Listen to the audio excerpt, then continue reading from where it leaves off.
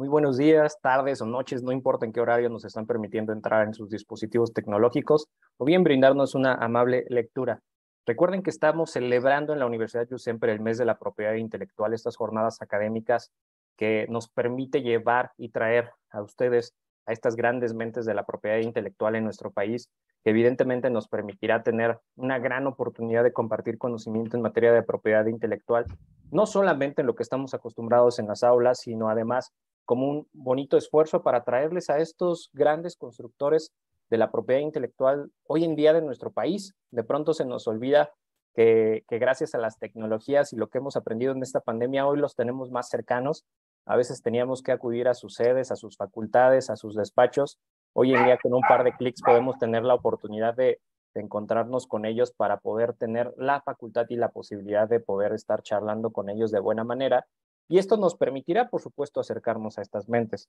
Ya han visto algunas de las entrevistas antes de la que tendremos el día de hoy, y por supuesto sigue siendo un honor. Hoy es un honor para mí no solamente invitar y poder tener la oportunidad de entrevistar a una gran amiga, sino además a un bellísimo ser humano que además, lo tengo que decir como es uno de los genios de propiedad intelectual de nuestro país. Hoy tenemos con nosotros a la maestra Marisa de la Mora Mondragón. Mi querida maestra Marisa con Z, por supuesto, para que no se nos olvide. ¿Cómo estás? Muy bonito día. Muy bien, muchas gracias, querido maestro Jaime. Un gusto estar aquí contigo. Gracias por aceptar la invitación. Yo sé que ahorita tu agenda ha estado medio complicada entre temas laborales, entre temas de viajes, porque a la maestra, claro que le gusta viajar, pero hoy nos ha concedido un poquito de su tiempo para poder ahondar sobre un tema que resultaron en muchas dudas que nos llegaron a través de Foro Jurídico y a través de la Universidad Jusemper. Estuve ya buscando y estuve hablando con la maestra Marisa desde hace un par de semanas para atenderla en este mes de la propiedad intelectual. Sin embargo, de pronto tengo que ser honesto, fui muy intenso con ella y fui muy insistente en el sentido de pedirle que nos ayudara a resolver dudas relacionadas con un tema que despertó muchísima curiosidad entre nuestro auditorio y entre nuestros lectores, mi querida maestra, y es este famoso 216 bis de la Ley Federal de Derechos de Autor, que puede permitir debate, charlas, interpretaciones a por mayor. Pero antes de entrar de fondo al tema, mi querida maestra, y cederte completamente los micrófonos, es importante presentarte para nuestro auditorio, para aquellos que no te hayan escuchado en eventos, que no te hayan visto en televisión, que no hayan leído tus artículos en diarios impresos. ¿Quién es la maestra Marisa de la Mora Mondragón y por qué la admiro tanto? Pues bueno, ella es maestra en Derecho por la UNAM, con estudios de posgrado en Derecho de la Propiedad Intelectual por la UNAM, obtenidos con mención honorífica. Su experiencia se enfoca en el área de propiedad intelectual, tanto académica como profesionalmente, y se ha desempeñado en diversos sectores de la iniciativa pública y privada en temas novedosos como la regulación jurídica del entorno digital, en empresas y firmas dedicadas a tecnologías, derechos de autor, patentes y marcas, así como en la sala especializada en materia de propiedad intelectual del Tribunal Federal de Justicia Administrativa. Y fue jefa del Departamento Jurídico de la Dirección de Innovación de la Secretaría de Economía. Cuenta con publicaciones, así como participaciones en diversos foros nacionales e internacionales, entrevistas en diversos medios, seminarios y ha cursado diplomados relacionados con tecnología, derecho del deporte, del entretenimiento, datos personales y la innovación en propiedad intelectual. Ha obtenido diversos reconocimientos por su trayectoria académica y profesional, así como el Premio al Servicio Social Dr. Gustavo Paz Prada 2012. Actualmente ejerce como abogada de PI y docente de Filmoteca UNAM. Asimismo, es árbitro autorizado por el Indautor, coordinadora de la columna de propiedad intelectual en la revista Foro Jurídico, parte de los comités de derechos de autor y TICs de la Asociación Mexicana para la Protección de la Propiedad Intelectual, y como lo dije, no lo incluye aquí en su semblanza curricular, un bellísimo ser humano que es importante recordárselo a nuestro auditorio. No solamente es brillante, sino que además está siempre dispuesta a compartir en cualquier rincón el que la inviten, en tanto se ajuste a la agenda, ¿verdad, querida maestra? Y hoy tengo la oportunidad, la obligación y por supuesto la imperante necesidad de abusar de tu conocimiento y que nuestro auditorio así mismo lo haga en relación a este famoso artículo 216 bis, ya lo anticipaba, de la Ley Federal de Derechos de Autor. Tuvimos una participación muy buena en este mes de la propiedad intelectual por parte del maestro Arochi, en el cual nos hablaba de este concepto, de esta interpretación y de su aplicación, no solamente a nivel de interpretación, sino a nivel de litigio, y evidentemente cómo es que los jueces lo tienen que llevar a la materia. Sin embargo, nos llegaron dudas justo, y evidentemente no voy a quemar a nadie, nos llegaron dudas de jueces, nos llegaron dudas de algunos magistrados, nos llegaron dudas de algunos postulantes que dicen, padrísimo el análisis procesal del 216 bis, pero no terminé de entenderlo en lo teórico. Entonces, justo la maestra Marisa de la Mora me dijo, no te preocupes, nos vamos a encargar de sentar las bases de ese 216 bis desde la parte teórica. Para arrancar con esta gran explicación que la maestra nos permite hoy en día tener con ella, tengo que empezar por preguntarle algo fundamental.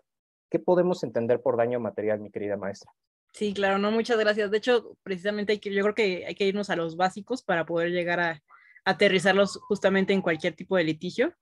Y precisamente el daño material, o también llamado patrimonial, es aquel menoscabo que podemos tener en los bienes económicos, o sea, forma parte de nuestro patrimonio, puede ser tanto una persona física como una persona moral, y pues obviamente también incluye el daño emergente, que es este daño, es esta pérdida que se tiene, el empobrecimiento del patrimonio, y el lucro cesante, que es todo esto que se dejó de percibir, que esto va a tomar mucha relevancia para lo que vamos a ir viendo en el artículo 216 bis. Muchísimas gracias, amiga. Y a ver, entendiendo como este daño material, me quedaría la duda, ¿cómo puedo llegar a entender el daño moral entonces? Así ¿Dónde está ese precisamente. paralelismo? Claro, claro, porque justamente el artículo 216 bis empieza diciendo que se van a resarcir, se puede solicitar que se haga el resarcimiento del daño moral o del daño patrimonial, pues depende del caso. Aquel daño moral es lo contrario no, el daño moral es lo contrario al daño patrimonial, porque nos referimos directamente a lo que sufre una persona en sus sentimientos, en sus afectos, su decoro, en su honor, reputación, todo esto que es la vida privada, y se entiende que es cuando se vulnera también la integridad física o psíquica de una persona. Y pues precisamente aquí el ataque al bien moral puede ser desde un punto de vista jurídico suficiente que se haya realizado un ataque a un bien no pecuniario, o también puede existir que, no, y definitivamente este bien moral debe estar protegido por las normas jurídicas. Aquí un ejemplo muy claro que está viendo, que se está resolviendo muchísimo ahorita con el artículo 216 bis, es el derecho a la propia imagen, porque está protegido, son derechos de la personalidad como tal, pero además está protegido por la Ley Federal del Derecho de Autor y en el caso de Ciudad de México, por la Ley de Responsabilidad Civil para la protección de la vida privada, el honor y la propia imagen. En ese sentido, pues, es esta parte donde no se va a ver tanto la situación económica, pero que se tiene que evaluar de alguna forma. Entonces, este derecho derivado es un derecho a la personalidad, pero pues deriva de un hecho ilícito, ya sea intencionalmente o no, o mediante alguna imprudencia, que sería la responsabilidad subjetiva, o también se puede decir que puede derivar una responsabilidad objetiva en cuanto a que no se haya cometido un hecho ilícito como tal, pero hay un ataque a un bien moral. Entonces, básicamente como la diferencia con en el daño patrimonial, es que el daño patrimonial lo podemos cuantificar porque se va a entender que vas a ser el menoscabo en tu patrimonio, y en cuanto al derecho moral va a ser aquel que te va a afectar directamente a tus sentimientos, emociones, y es un poco más difícil de valorar o de cuantificar económicamente. Ok, me haces entender que entonces existe una aparente, no sé si complemento o colisión de normativa en tanto lo que podemos llegar a resolver a nivel de Código Civil y lo que podemos llegar a resolver a nivel de Ley Federal de Derechos de Autor. Y como bien indicas, en el caso de la Ciudad de México, esta famosa ley Encinas, ¿no? Esta ley de responsabilidad civil para la protección de la vida privada, el honor y la dignidad que nos dejó, perdón, y la propia imagen que nos dejó todavía este jefe de gobierno interino, el licenciado Encinas. ¿Tengo esta colisión de derechos o perdón, esta colisión normativa o son complementarias, mi querida amiga? Pueden ser incluso complementarios, porque puede haber un daño patrimonial, pero también puede haber un daño moral. O sea, uno no exime del otro, puede haber ambos o haber solamente alguno, entonces pueden ser complementarios. Los dos se tienen que resarcir de alguna forma, no solamente porque se trate, de hecho aquí hay una situación con la ley de la Ciudad de México, porque ellos contemplan, por ejemplo, en la parte de la propia imagen, el resarcimiento de que se pueda publicar un extracto de la sentencia cuando se causó algún daño, pero además la parte donde señalan que eh, en caso de que no se pueda hacer esa publicación, se tiene que hacer una cuantificación de que no va a ser más allá de 350 el valor de la UMA, que esto viene siendo alrededor de 34,000 pesos, o sea, está topado. Y definitivamente esto se refiere únicamente a la parte del daño moral, no así al daño patrimonial. Por eso ahí entraría la interpretación del artículo 216 bis, que este sí se enfoca también al daño patrimonial y no te topa tampoco el daño moral para cuestiones de que sea nada más 350 UMAS, sino que ahí te lo modifica dependiendo si se trata del primer párrafo o del segundo párrafo del 216 bis, porque en el primero precisamente nos habla de cuando menos un 40%, pero creo que vamos a verlo más adelante. Sí, justo quiero ir llevando de la mano a nuestro auditorio del día de hoy, porque la ocasión pasada me comieron en las redes sociales, mi querida amiga, porque me dicen, no, padrísima la entrevista, Jaime, pero la ibas avanzando, ibas avanzando, ibas avanzando, y de pronto se volvió ya una clase de maestría o de doctorado en materia de propiedad intelectual. Digo, bueno, tienen razón, pero pues son temas ya muy especializados que pretendemos llevar. Sí, sí son temas complejos, pero hoy en día quiero aprovechar justo tu paciencia y tu amabilidad incluso para estas facultades para compartir conocimiento y que nos vayas llevando de la mano y no perdernos ningún vínculo. Ya nos has explicado un poquito la diferencia entre daño material y daño moral y evidentemente cómo puede llegarse a ejercer en este tema de la propia imagen por lo que refiere a la Ley Federal de Derechos de Autor, Código Civil, y en el caso de la Ciudad de México está la Ley de Responsabilidad. Hasta ahí, si pierdo algún punto, me dices y los vamos conectando con No, nuestro buenísimo. auditorio. Tendría que preguntarte, que fue una de las preguntas fundamentales que nos hicieron en redes sociales y en los medios. ¿Qué teorías existen para determinar este daño moral, mi querida amiga? Eso es muy interesante porque, por ejemplo, tenemos algunas teorías que niegan la reparación del daño moral y dicen, pero ¿por qué vas a negar la reparación del daño moral? Evidentemente, estas teorías ya están superadas porque se referían a que hay una imposibilidad de mostrar la existencia de este daño moral porque llegan a señalar que pues, puede ser algo muy subjetivo, hay una dificultad de evaluación, este es un daño que, ¿cómo vas a reparar un daño espiritual en dinero? O sea, estas teorías definitivamente ya se superaron. Por otra parte, tenemos las teorías que aceptan la reparación del daño moral, pero la hacen depender de otras circunstancias. Por ejemplo, la existencia de un daño pecuniario. Aquí es justamente que, como bien comentábamos, pues es diferente el daño pecuniario que el daño que se puede causar, el daño moral. Entonces, una no depende de la otra, pueden ser separadas. Y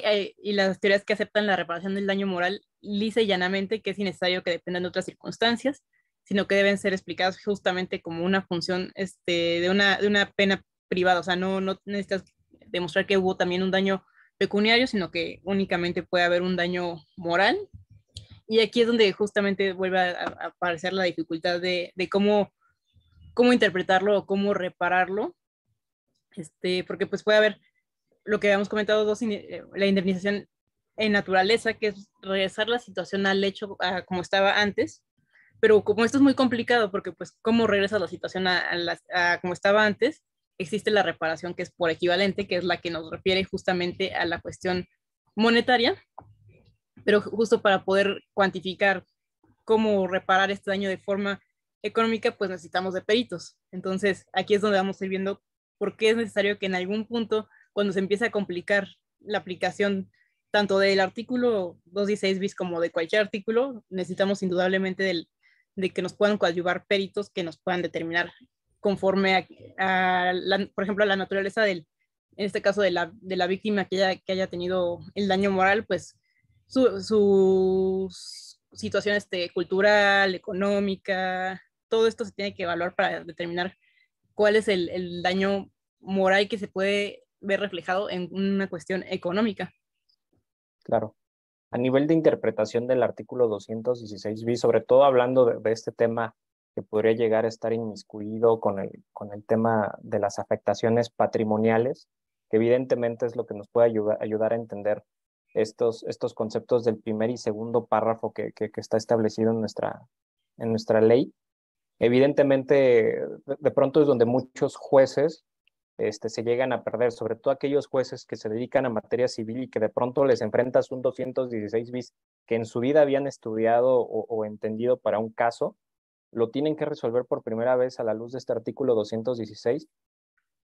Y repito, sin quemar nombres ni nada, porque no es el objetivo, sino hacer un esfuerzo académico y de construcción de cultura, mi querida maestra, el entender por qué estos conceptos de los cuales nos acabas de hablar, como daño material, daño moral, evidentemente la esfera en la cual puede llegar a estar inmiscuido el tema de la propiedad intelectual. ¿Qué teorías hay de por medio? ¿Por qué es tan importante entender todos estos conceptos para el artículo 216 bis? Y ahora sí vamos a irle entrando de fondo a este 216 para que nos ayudes a entenderlo, sobre todo a la luz de la propia imagen. Sí, sí, sí, por supuesto. Pues justamente es importante pues sentar todas las bases, como hemos dicho, que es entender qué es el daño moral, el daño material o patrimonial, y en un momento pues entender de qué se trata el nexo causal. Pero antes de llegar a eso, justo aquí es la cuestión, como decíamos, la factibilidad de reparación del caso, del daño al caso en concreto. O sea, si estamos frente a un daño económico, no significa que va a ser súper sencillo determinar la cuantificación, pero evidentemente va a ser más sencillo determinarlo que si estamos hablando de un daño moral, y en donde además estos pueden colisionar, puede haber no solamente daño patrimonial, sino daño moral, y entonces aquí nos tenemos que coadyuvar de peritos. Justo el 216 bis cuenta con dos párrafos. El primero que nos señala que el daño material y moral, así como la indemnización de daños y perjuicios, en ningún caso debe ser inferior al 40% del precio. Aquí es muy importante, dice, no, nunca debe ser inferior al 40% del precio, porque, o sea, el tope hacia abajo es 40%, pero puede llegar hasta el 100%, por supuesto que sí. Aquí entonces tenemos que, sobre el precio de venta al público del producto original o de la prestación original de cualquier tipo de servicio. Pero aquí tenemos, si se trata de un daño moral, precisamente, pues la cuantificación del producto original o del servicio original, o del servicio original como se prestó originalmente, una disculpa, como del servicio, de cualquier tipo de servicio original, evidentemente, pues no va a ser lo mismo que si se trata del derecho patrimonial. Entonces aquí justamente nos da la salida el mismo artículo en el segundo párrafo, en donde dice que el juez, con ayuda de los peritos, puede fijar el importe de la reparación o de la reparación del daño o de la indemnización en aquellos casos que pues no sea posible su determinación conforme al párrafo anterior. Muchas veces el Claro. daño moral puede caer ahí, puede ser o puede no caer, pero es lo más adecuado que nos coadyuvemos de estos peritos, y ya en concreto con el derecho de la propia imagen, justamente como hemos comentado de la ley de la Ciudad de México, únicamente esta ley solamente nos da la pauta para indemnizar el daño moral, pero nos queda muy corto con la parte del daño patrimonial, no nos dice nada del daño patrimonial. Entonces, indudablemente aquí es donde podemos aplicar el 216 bis. Ha habido asuntos precisamente donde se ha debatido si se debería o no se debería aplicar el 216 bis, porque es una materia federal y la ley del Distrito Federal pues es materia local, pero pues evidentemente un daño a la imagen no conlleva únicamente un daño moral, también tiene un daño material. Entonces, en este caso, pues la cuantificación se recomienda justamente hacer a través de periciales para determinar la afectación que se le está dando se le está causando a esta persona. Y esto, aparte de las periciales, definitivamente esto tiene que consistir en no solamente enfocarse a un daño moral, sino también a un daño material, que es el que podemos ver a la luz del 216 bis. Y ya me falta decir ahí. Bueno, sí, lo que comentábamos, que pues la ley de la Ciudad de México te da un tope de 350 días de acuerdo al valor de la unidad de medida de actualización. Entonces nos quedamos muy cortos, que a lo mejor el daño moral que se causó es corto para lo que se puede entender en esta parte de que exista pues una vulneración más allá de lo que te está topando la ley de la Ciudad de México, por lo cual el 216 bis pues no estaría, no está, no se debe dejar de lado para que se pueda aplicar. Ok, mi querida maestra, una de las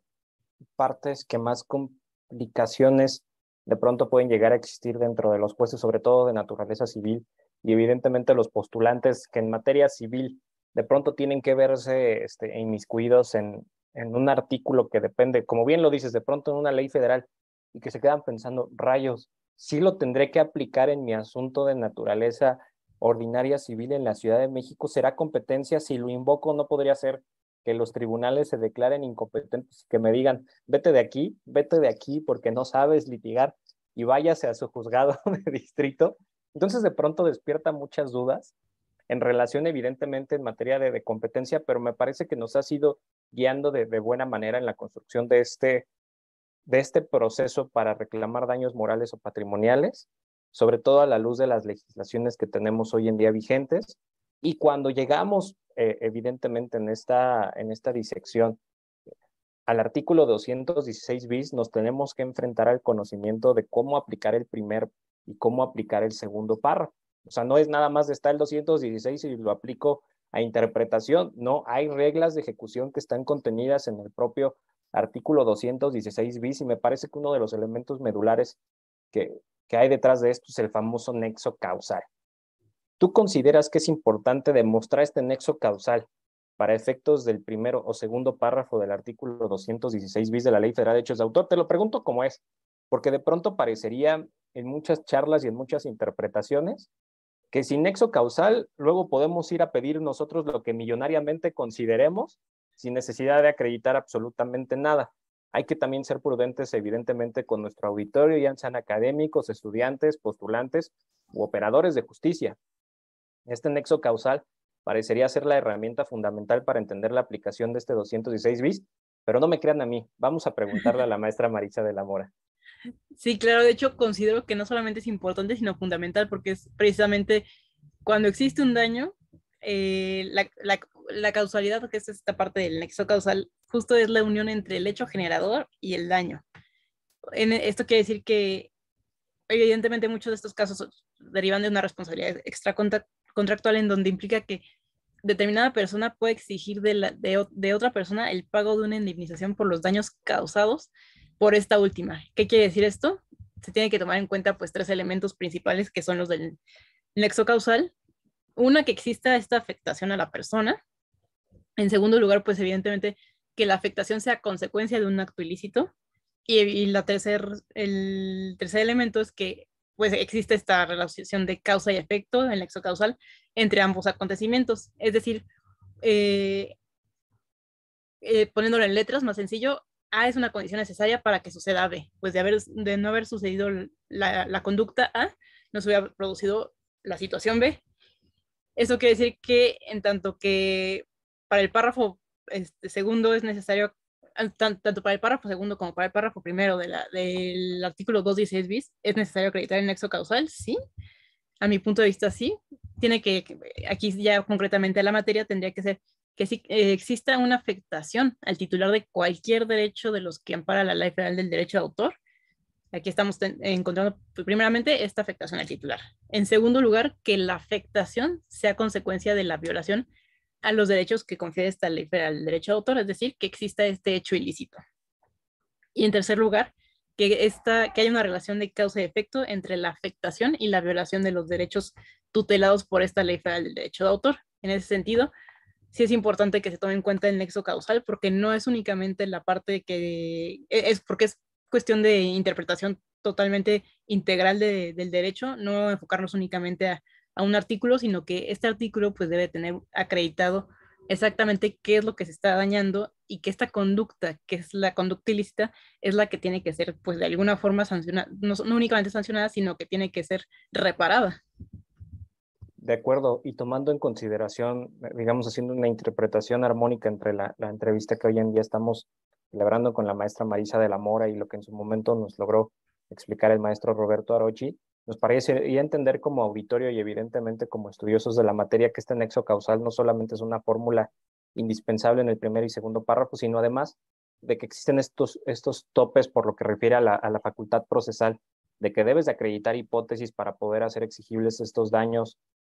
materiales y evidentemente el poder determinarlo conforme a ciertas obras, ciertos productos o ciertos servicios, ¿no? En la entrevista que tuvimos con el maestro Roberto Arochi nos recordaba evidentemente de esta aplicación respecto de un producto o servicio que pudo haberse llegado a comercializar. En el caso de la aplicación concreta de la Ley Federal de Derechos de Autor, tiene que ver con la explotación de una obra en particular y no podemos irnos a elementos subjetivos que insisto, parecería no tener un tope monetario y que independientemente de la teoría subjetiva, existen parámetros procesales que nos obligan a probar, tal y como están redactados hoy nuestras leyes y el artículo 216 bis, primer y segundo párrafo. Recordando que, como bien dice la maestra Marisa de la Mora, tenemos este primer parámetro del del artículo 216 bis, en el cual si tenemos claridad sobre un precio de venta, pues ya sabemos que hay un tope mínimo y un tope máximo. Pero si no estamos en una hipótesis de precio de venta donde podamos acreditar que evidentemente hubo una comercialización indebida, probablemente de una obra, tenemos que aplicar forzosamente lo establecido en el artículo, en el párrafo segundo de este artículo 216 bis, lo que nos lleva a tener que pedir el apoyo de peritos, expertos en la materia, que nos ayuden a determinar ese monto conforme a los parámetros objetivos y medibles que puedan estar vinculados a este daño patrimonial y evidentemente estará en las manos del juzgador tomar esta decisión. Mi querida maestra, avanzando por supuesto en este análisis que nos estás regalando, quisiera preguntarte, además de estos conceptos que ya nos hablaste, hoy en día sabemos que existen reformas y modificaciones de la legislación. ¿Cuál sería la interpretación más adecuada a tu consideración de este 216 bis de la Ley Federal de Derechos de Autor? Aquí justamente es muy importante tomar en cuenta todos los cambios legislativos, como bien mencionaste, porque pues tenemos tres cambios principales. Teníamos en un momento la Ley Federal de Derecho de Autor de 1994, en donde precisamente aquí ya va a empezar como la parte más controvertida, creo, es justamente se establecía la facultad de imponer daños y perjuicios al infractor, pero con una base del 40% sobre el precio al público, pero aquí es muy importante, de los ejemplares que tuvieran una violación a derechos de autor. Está hablando en específico de los ejemplares que tuvieran una violación a derechos de autor. Ahora pues estamos, por ejemplo, ya con las nuevas tecnologías, se habla de comunicación pública, no hay ejemplares de por medio, es adecuado que se pueda modificar esta parte, pero no dejamos de ver que pues, se está refiriendo precisamente a aquello que tuviera una violación a derechos de autor. Es algo específico. Después, de una forma extraña, bueno, en la ley de 1900, la ley de 1994 fue abrogada por decreto de 24 de diciembre de 1996, y este artículo, o lo que refería a esta parte de la indemnización, se extrae y se pone en el Código Penal Federal de 1996. ¿Por qué? Pues así sucedió en aquella época, pero aquí justamente la esencia del artículo se refiere a que estaba en el artículo 428 del Código Penal Federal, en el que señalaba que señalaba la reparación del daño respecto de la prestación del servicio que implicaba la violación. Otra vez nos vamos a que bueno, tanto de la prestación del servicio que implicaba la violación, como del precio de venta al público de cada producto de que se tratara. Pero aquí nos vamos a enfocar en la parte de la prestación del servicio que implique la violación. Evidentemente se trata, como habíamos comentado, estamos hablando del nexo causal. Existe una prestación de servicio. Esta prestación de servicio implica una violación. Existe este nexo causal entre el servicio que puede caer en alguna conducta ilícita, la afectación y el nexo causal. ¿Qué sucedió con la Ley Federal de Derecho de Autor vigente? Y es importante por eso tomar estos antecedentes, como para entender cuál fue la esencia o qué es lo que nos quiso decir el legislador, o cuál fue el espíritu del legislador. Pues ya el 23 de julio de 2003 se agrega el 216 bis a nuestra Ley Federal de Derecho de Autor. Y aquí lo interesante es que nos señala que este 40%, que como decíamos es el mínimo, o sea, puede ir más allá del 40%, por supuesto que sí, pero señala que será este 40% respecto del precio de venta al público del producto original o de la prestación original de cualquier tipo de servicio que implique la violación a alguno o alguno de los derechos. Aquí una palabra nos puede cambiar todo, porque nos está hablando de producto original, o en su caso aquí la parte interesante es de la prestación original de cualquier tipo de servicio. Y pues aquí pues nos llama la atención un poco, porque ¿qué sucede si la prestación del servicio original, no toda la prestación del servicio original incurre en una conducta ilícita? Pues justamente aquí nos vamos porque ya aquí ya va a cambiar, como decíamos, una palabra nos hace toda la diferencia. Y la dificultad de aplicación de este 216 bis radica en que, aunque parece ser claro porque nos está diciendo, sí, va a ser no, como mínimo el 40% de la prestación del servicio original. Pero vámonos al caso de los hoteles, porque no nos queda duda que se pueden mostrar este nexo causal en muchos casos, como la cuestión de autocinemas o de discotecas, porque precisamente pues estábamos hablando de un lucro directo. Este nexo causal es más indudable, pero en el caso, por ejemplo, de los hoteles, el servicio original es el de hospedaje. ¿Qué sucede? tienen otros servicios, ¿no? Tienen servicios que de un salón de juegos, que de espectáculos, alimentos, y entre estos también tiene la comunicación pública de obras audiovisuales a las habitaciones. Es decir, esta comunicación pública de obras audiovisuales a las habitaciones o incluso en áreas comunes, por supuesto que se debe de pagar. Pero la aplicación en el 216 bis, ¿cómo la vamos a entender? Tenemos que entonces este servicio de hospedaje es un conjunto de servicios. Suponiendo que no se está cumpliendo con pedir autorización o pedir una licencia. A la parte que se trate de las obras audiovisuales, pues es una parte de este conjunto de servicios, y aquí justamente el artículo 16 bis nos dice que va a ser al menos el 40% del servicio original. O sea, el servicio original es el de hospedaje, pero este hospedaje tiene muchos servicios más, y la única parte donde se está a lo mejor causando una conducta ilícita es en la parte de la comunicación pública de obras audiovisuales, lo cual evidentemente sí se tiene que pagar, no hay duda, pero la cuestión es cómo se va a aplicar este artículo 216 bis, porque nos está hablando de un servicio original, que es el de hospedaje. En ese sentido, la ley es clara, pero al final de cuentas, tenemos que, si nos vamos a la parte que estamos platicando del nexo causal, el nexo causal lo podemos probar respecto de la comunicación pública de obras audiovisuales que no fueron autorizadas. Pero ¿cómo podemos probar un nexo causal respecto de la parte de los alimentos o del salón de juegos? Y todos estos ingresos son un conjunto de servicios. Aquí es la dificultad de cómo aplicar el 216 bis, por lo que podría ser una buena salida para saber cómo cuantificarlo, sería a lo mejor al párrafo segundo, en donde con ayuda de los peritos, pues ya nos vamos a ir más allá del servicio original, porque pues no todo el servicio en su conjunto representa esta conducta ilícita. Por eso justo aquí estas reformas como parte de preámbulo son importantes, porque hay una determinación, un cambio como tal del legislador,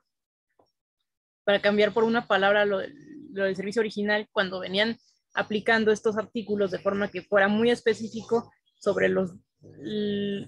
qué se estaba dañando los derechos de autor, y en ese sentido poder acreditar un nexo causal.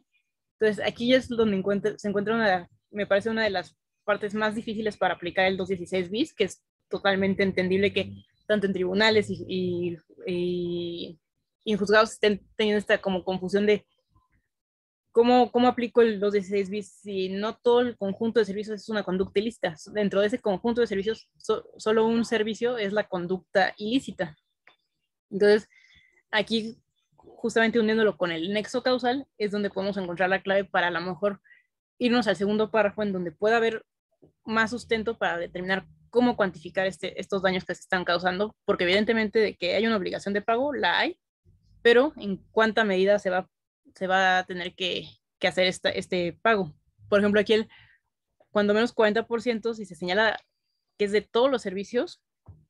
pues tendríamos que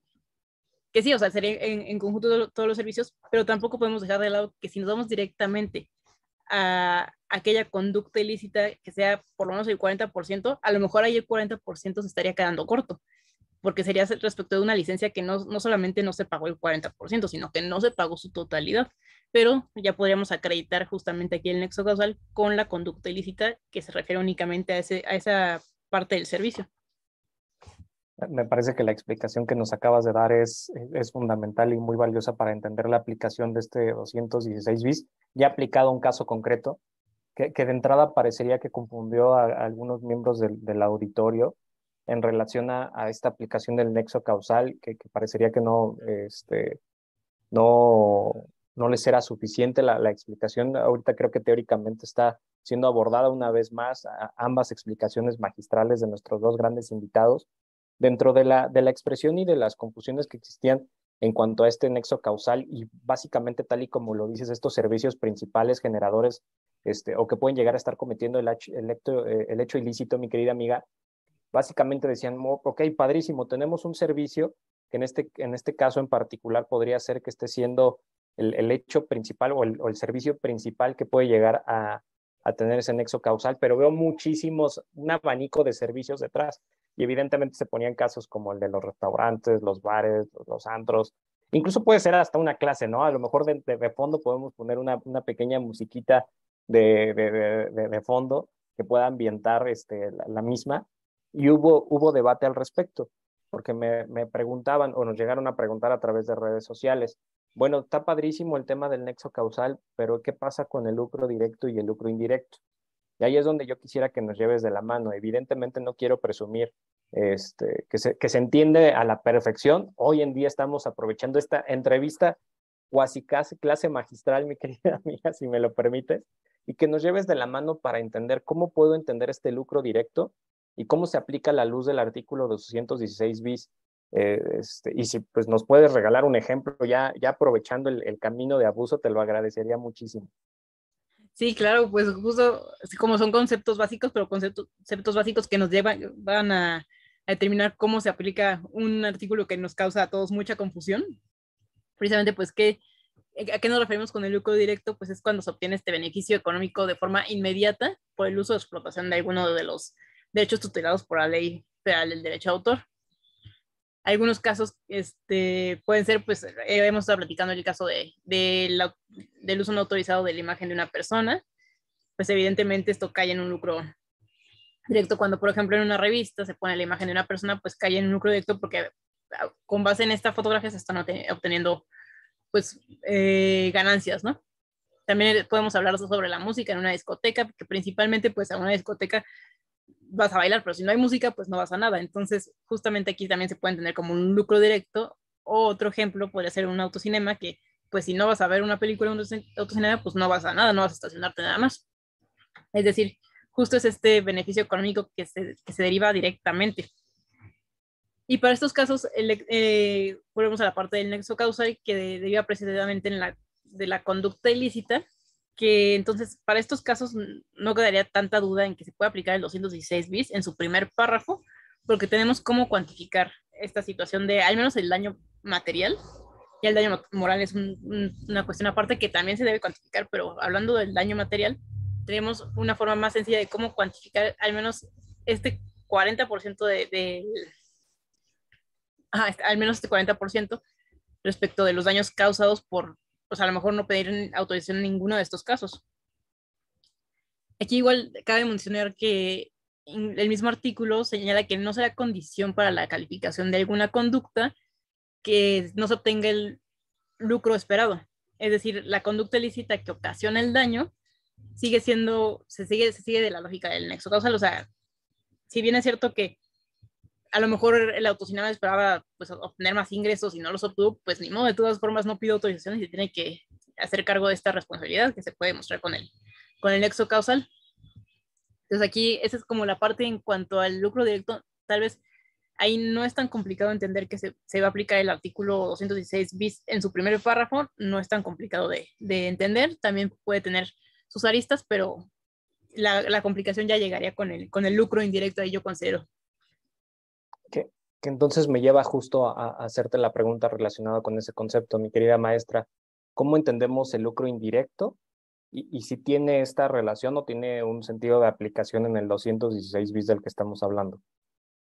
Claro, sí, sí, sí. Aquí es donde encuentro también yo como una posible situación de conflicto de aplicación, porque el lucro indirecto se refiere a esta ventaja o atractivo adicional de la actividad preponderante, que aquí vamos otra vez al 216 bits, que nos pone el servicio originalmente prestado, como decíamos en el servicio de tanto restaurantes como de hoteles, pues el servicio pues es de alimentos o el servicio es de hospedaje, ¿no? Entonces, aquí es importante también, o sea, no se deja de lado que también se sigue diciendo eh, que no se obtenga el lucro esperado no quiere decir que no tengan que cumplir con una obligación de pago respecto de aquellas conductas o actividades que sean ilícitas, pero aquí es donde partimos otra vez. ¿Pero qué conducta es ilícita? Tenemos que aterrizarlo en la parte del nexo causal, en donde tal vez no todas las conductas que está realizando el establecimiento son ilícitas, pero si hay una en específica que es ilícita. En ese sentido, esa específica que es ilícita, en el caso de los hoteles, pues esta parte de poner sus pantallas en las habitaciones o en los lugares o en las áreas comunes, evidentemente implica una ventaja adicional. No es el servicio principal, no es la prestación del servicio original, pero sí es una ventaja que no podemos negar porque incluso los hoteles, para poder tener esta parte de las estrellas o para poder estar bien calificados, pues evalúan todo este tipo de servicios, pero no, no todos los servicios son los que están causando la conducta ilícita. Y este servicio, que puede ser de comunicación pública de obras audiovisuales, pues se entiende que es un atractivo adicional, entraría dentro del lucro indirecto, y respecto a este lucro indirecto, evidentemente se tiene que demostrar el nexo causal entre lo que no se está pagando, pero respecto a este servicio. Ahí es justamente la parte en donde, si nos vamos al primer párrafo del artículo 216, nos dice sobre la prestación del servicio original. Y evidentemente sería sobre la prestación del servicio original, siempre y cuando el servicio original sea aquel que se puede demostrar que está vulnerando los derechos tutelados por la ley del derecho de autor. Si no se puede mostrar esto a través del nexo causal, tendríamos que irnos justo a aquel servicio donde sí se puede mostrar a través del nexo causal que este es el que está dañando los derechos de autor. Evidentemente se tiene que hacer un pago, se tiene que resarcir el daño respecto de en donde nuevamente si nos fuéramos al párrafo primero del artículo 216, pensar en una totalidad respecto de un servicio original en el que no todos los servicios que en este conjunto están cometiendo conductas ilícitas, pues podría ser a lo mejor desproporcional, pero tampoco podemos pensar que sea el 40% sobre al menos el 40% sobre la licencia o sobre esta licencia que no se pagó, porque incluso a lo mejor ahí quedaría corto, porque no, como decíamos anteriormente, pues no es que se esté dañando el 40% de la licencia, sino que puede ser que incluso es el 100% de la licencia. Entonces aquí, pues para evitar a lo mejor caer en esta confusión de cómo aplicar el 40% entre que el servicio original, que es muy claro en la ley, pero que no es claro con el nexo causal, nos podríamos ir al segundo párrafo, en donde precisamente con ayuda de los peritos ya podríamos determinar que precisamente, aunque se presenten pues determinadas obras, no solamente esas obras están dañando, no solamente se está vulnerando los derechos de autor sobre las obras que se presentan, que es donde se puede demostrar el nexo causal, sino que existen licencias que engloban un catálogo que puede haber más obras que estén involucradas, por lo cual el 40% sobre esas obras quedaría corto, el 100% sobre una licencia que no se pagó quedaría más adecuado, pero pues no sobre el servicio original del que se trata. Entonces,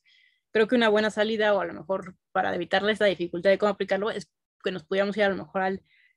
párrafo segundo, donde ya con ayuda de peritos, al ver que no está encajando de todo en el primer párrafo, pues pueda determinar cómo hacerlo a través del segundo párrafo. Y aquí también, sin olvidar que, como habíamos dicho, tanto en el lucro directo e indirecto, que no se hayan obtenido las ganancias que esperaba el servicio del que se trate, pues no es una situación para calificar la conducta, pero estas ganancias que no se hayan obtenido debe ser respecto de aquella conducta en la que se pueda demostrar justamente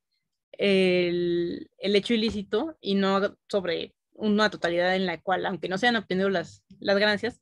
pues así, al final de cuentas, nuestro nexo causal nos está dirigiendo únicamente a una conducta ilícita y no a una situación donde no todas las conductas se tratan de ilícitas. Tengo por supuesto, aprovechar que te tenemos aquí, la experiencia, tu capacitación y evidentemente el que has tenido esta cercanía inmediata en tu vida profesional y en tus grados, mi querida maestra, para hablar de propiedad intelectual con esa cadencia con la que lo hablas, para preguntarte si sabrás de algunos casos en materia de legislación o derecho comparado que nos permita aplicar indemnizaciones de esta naturaleza que sean más o menos parecidos al artículo 216 bis, no para irnos a postular a otros países, ¿no? Pero evidentemente hay que ser respetuosos, pero que pues nos puedan servir como precedentes para irlos entendiendo a la luz, incluso a lo mejor de otras redacciones que nos puedan ir dando luz en este camino. Sí, fíjate que el artículo en España, pues muchas veces nosotros nos pasamos muchas cosas como que suceden en España y nos vamos siguiendo lo que va sucediendo en España. Y aquí tenemos el artículo 140 de la Ley de la Propiedad Intelectual, en donde nos habla justo de la indemnización. Aquí es muy interesante cómo se maneja, porque nos habla de una indemnización que es de daños y perjuicios, que se le puede atribuir al titular, se tiene que resarcir al titular del derecho infringido, tanto del daño emergente como del lucro cesante, que decíamos que justamente el daño emergente es aquel que empobreció su patrimonio, y el lucro cesante es todo eso, aquello a futuro que que dejó de percibir la la persona o la persona física o moral. Entonces aquí justamente en el 140 de su ley de la propiedad intelectual es muy interesante que tienen ellos dos criterios para determinar esta indemnización. Por una parte tienen que las consecuencias económicas, bueno, la indemnización por daños y perjuicios se puede ir conforme a la pérdida de los beneficios que haya dejado que haya sufrido la parte perjudicada de estos que haya dejado de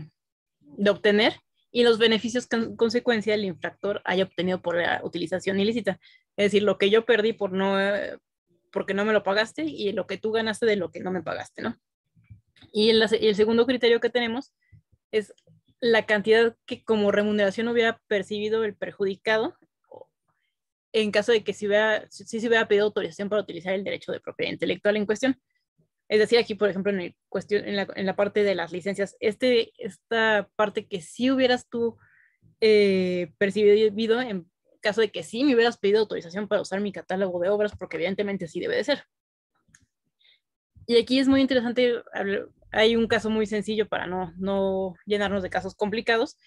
el caso de Christian Leaf contra Producciones Mandarina. Él, pues, como se basó sobre la base de importe de los derechos que se adeudarían si esta productora mandarina le hubiera solicitado autorización para utilizar el derecho de propiedad intelectual de que se trataba. Es decir, se hizo como la evaluación de cuánto hubiera ganado yo si tú se me hubieras pedido autorización de estas obras o de este catálogo de obras. Y también se basó en las tarifas de la entidad de gestión de derechos de productores audiovisuales para poder determinar esto. Pero aquí lo que puedo rescatar más es que tienen una figura muy interesante ellos, o que la hacen llamar así, que se llaman licencias o regalía hipotética. ¿Qué quiere decir? Justamente lo que dice su artículo 140, en el cual pueden optar por el cálculo del importe de la indemnización entre las consecuencias negativas que sufriste tú y que el infractor estuvo persiguiendo por no pedir tu autorización, y además esta parte de los beneficios que el infractor haya obtenido por utilización ilícita, y por otra parte también la cantidad que como remuneración yo hubiera percibido el perjudicado si el infractor se hubiera pedido autorización. Entonces están diciendo que esto es como una regalía o licencia hipotética. En caso de que sí me hubieras pedido autorización, esto es lo que yo hubiera estado percibiendo. Además, pues no me pediste autorización, pues evidentemente hay una pérdida para mí, hay una ganancia para ti, se tiene que considerar esto en su conjunto, pero justamente respecto de estos derechos que no me estás, que no me estás pagando o que no me estás pidiendo autorización, esa es la licencia o regalía hipotética. En México aún no llegamos a hablar de esta, pero es una figura que pues está interesante como para abrir el panorama de la dificultad que se nos está encontrando precisamente en nuestro artículo 216 bis, porque aquí no está discusión de que no se deba o sí se debe pagar, evidentemente se debe pagar, la dificultad es cómo aplicar este 40% respecto de a lo mejor un conjunto de servicios o respecto de un servicio en particular, o si una conducta es ilícita, si no se obtuvieron los lucros, el lucro que se deseaba, pero respecto de qué conducta, de una totalidad, como lo dice el artículo 216 bis en su primer párrafo, o respecto de una conducta únicamente que es en la que se puede acreditar el nexo causal. Entonces, esto es como más o menos para redondear cómo esta figura pues en México no ha llegado o no se ha invocado de alguna forma o señalado para irnos aterrizando un poco más a cómo clarificar esta aplicación del 216 bis. Que hasta cierto punto nos permitiría también el tener un equiparable con este segundo párrafo en el sentido de lo que se hizo en este caso Christian Liefers versus Producciones Mandarina, en el sentido de que se están ocupando de parámetros o conocimiento de mercado adicional para poder establecer un parámetro de reparación, pero de nuevo restringiéndolo a un parámetro objetivo y medible, no en un parámetro descabellado que, insisto, de pronto es lo que puede llegar a hacer que nuestros jueces o nuestros postulantes se pierdan en las ramas de interpretación. Y me parecería que este segundo párrafo, salvo opinión en contrario de la gran maestra Marisa de la Mora, pues nos permite justo con esta evaluación de perito o peritos el determinar este valor que le hubiese correspondido por una comercialización tradicional, aplicándolo respecto del valor que le corresponde en mercado para determinar un valor objetivo para reparación de un daño patrimonial, mi querida maestra. Sí, claro, claro. Y por ejemplo, es una locura. también piénsalo en la otra parte, es una locura poner todas las obras que se están comunicando públicamente, ya sea tanto musicales como audiovisuales, es una locura tener que ponerlas todas en una demanda para demostrar el nexo causal, pero para eso también están las licencias y justamente con esta licencia de cuánto hubieras pagado tú por la licencia que incluye todos estos repertorios, más lo que no, y por el tiempo que no la pagaste, pues considerarlo como para ver qué tipo bueno, para poder cuantificar el daño, a un lado de que, como bien mencionas, pues justo en el artículo, en el primer párrafo, pues nos deja como con mucha duda de cómo aplicarlo, si aplicarlo, no aplicarlo. Y pues una buena salida sí es irnos al segundo párrafo para coadyuvarnos de los peritos y si estamos teniendo tanto conflicto en cómo aplicar este 216 es porque nos estamos viendo justamente el primer párrafo. El segundo párrafo puede ser una buena salida para ir aterrizando cómo, qué es lo más adecuado para esta aplicación y para determinar también por la esencia que quiso decir el legislador y cambiar después de unas reformas todo a esa palabra de original, si realmente sí se puede mostrar todo esta prestación de servicio original en el nexo causal o no se puede mostrar. Entonces, si está toda esa dificultad que nos está causando, una buena salida podría ser el segundo párrafo. Y sobre todo porque también va de camino, tal y como nos lo indicas, maestra, porque parecería de pronto, y que es donde algunos jueces se suelen perder, que tienen la obligación o la responsabilidad de determinar evidentemente qué medios de prueba tienen en su expediente, qué probanzas tienen que tomar en consideración para resolver. Tienen el primer y segundo párrafo. Si no existen los requisitos para poder cumplir con lo contenido en el primer párrafo, el interés jurídico no se está solicitando por esa vía y no se está pretendiendo resolverlo así, tienen el parámetro del segundo párrafo, levantan la mano como jueces, les dicen a las partes, vete a pedirle opinión a los peritos. Evidentemente cada parte va a traer al suyo, voy a traer el tercero en discordia y sobre eso, una vez que me traigan la información para determinar qué valor comercial pudiste haber llegado a obtener por la obtención de una licencia, como bien dices, o de una explotación lícita, determinaré la reparación de ese daño material conforme a ese parámetro, ¿no? Retomando que a veces parecería ser que ese 216 bis parecería decirte, como no lograste cumplir con el nexo causal, nos vamos a ir por todas las hipótesis que se te pueden llegar a ocurrir y vamos a pedirle al perito que lo determine tal y como dices.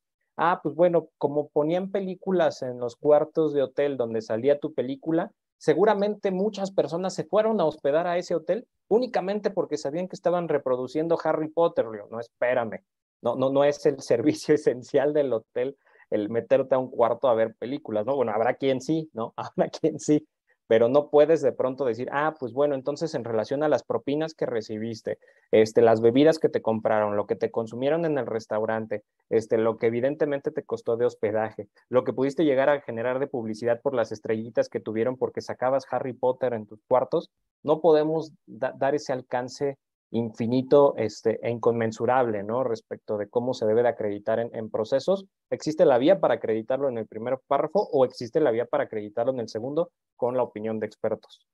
Sí, evidentemente sí, totalmente de acuerdo. Justo y al momento de que se empieza a ver todo este conflicto de cómo aplicar el primer párrafo,